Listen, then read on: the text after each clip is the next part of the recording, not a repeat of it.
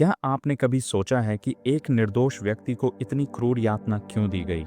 क्यों दुनिया का सबसे करुणामयी व्यक्ति, जिसने सिर्फ प्रेम और शांति का संदेश दिया, उसे क्रूस पर चढ़ा दिया गया?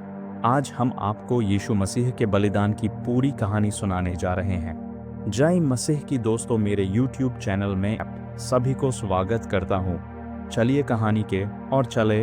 यीशु मसीह का जन्म एक साधारण परिवार में हुआ, लेकिन उनका आगमन असाधारण था। भविष्यवक्ताओं ने पहले ही कह दिया था कि एक मसीहा आएगा जो दुनिया को पापों से मुक्त करेगा। यीशु ने लोगों को प्रेम, दया और क्षमा का संदेश दिया। उन्होंने बीमारों को ठीक किया, अंधों को दृष्टि दी और यहाँ तक कि मृतकों को जीवित किया। लेकिन धार्मिक नेता और रोमन सरकार उनसे नाराज थे, क्योंकि उनकी शिक्षाएं लोगों को सच्चाई की राह दिखा रही थीं। गुड फ्राइडे से एक रात पहले यीशु ने अपने शिष्यों के साथ अंतिम भोज, लास्ट सपर किया। इस दौरान उन्होंने रोटी और राब को अपने शरीर और रक्त का प्रतीक बताया। उन्होंने कहा, यह मेरे शरीर और रक्त का प्रतीक है जो तुम्हारे लिए दिया जाएगा। इसे मेरी याद में किया करो। लेकिन इसी भोज के दौरान यीशु ने भविष्यवाणी की कि उनके शिष्यों में से एक उन्हें धोखा देगा। यहूदा इस्करियोती, जो उनके 12 शिष्यों में से एक था, ने 30 चांदी के सिक्कों के लिए यीशु को रोमन सैनिकों को सौंपने का सौदा कर लिया था। रात के समय यीशु गेतसमनी के बगीचे में प्रार्थना करने गए। वे जानते थे कि उनके साथ क्या होने वाला है, लेकिन उन्होंने परमेश्वर की इच्छा को स्वीकार कर लिया। तभी यहूदा सैनिकों के साथ आया और एक चुंबन देकर यीशु को पहचानने का संकेत दिया। सैनिकों ने यीशु को गिरफ्तार कर लिया और उनके शिष्यों को तितर-बितर कर दिया गया। पतरस, जो उनका सबसे करीबी शिष्य था, डर के कारण 3 बार यीशु को पहचानने से इनकार कर बैठा। यीशु को यहूदी धार्मिक नेताओं के सामने पेश किया गया।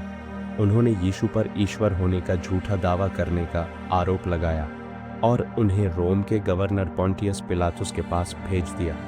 पिलातुस ने यीशु से पूछा, क्या तुम यहूदियों के राजा हो? यीशु ने उत्तर दिया, तू स्वयं कह रहा है।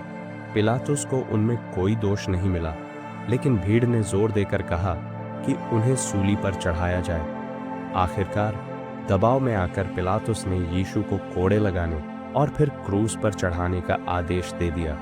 कमजोर और घायल अवस्था में यीशु को भारी लकड़ी का क्रूस उठाकर गोलगोथा नामक स्थान तक ले जाना पड़ा।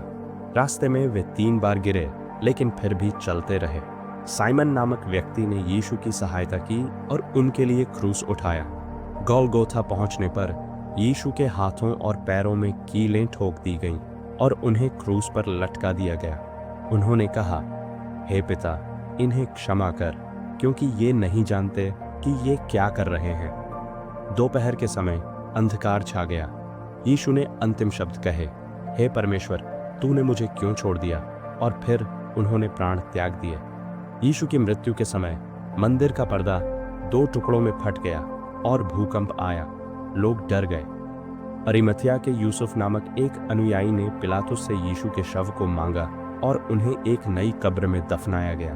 3 दिन बाद जब उनके अनुयायी उनकी कब्र पर गए तो वे स्तब्ध रह गए। कब्र खाली थी। एक स्वर्गदूत प्रकट हुआ और कहा, तुम जिसे मृत समझ रहे हो वह जीवित है। गुड फ्राइडे का अंत दुखद लगता है, लेकिन यह एक नई शुरुआत थी।